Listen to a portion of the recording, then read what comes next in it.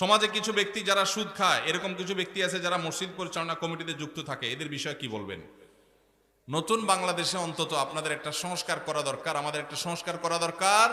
মসজিদ কমিটিতে কোনো সুদখোর, ঘুষখোর, 2 নম্বর হারামখোর মানুষ থাকতে পারবে না।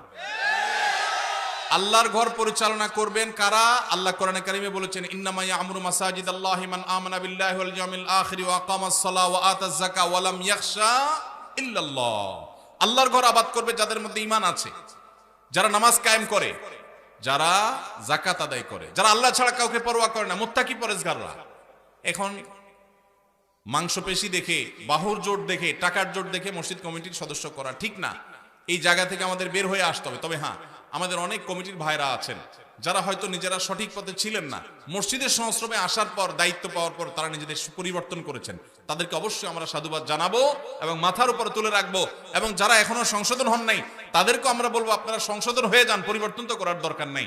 কিন্তু নিজে নামাজও পড়ার খবর নাই, মসজিদ কমিটির সভাপতি সেক্রেটারি চেয়ার দখল করে রাখবেন, এটা কোন অবস্থাতে মানা যায় না। আমাদের নিজেদেরকে পরিবর্তন করার সিদ্ধান্ত নিতে হবে এগুলো।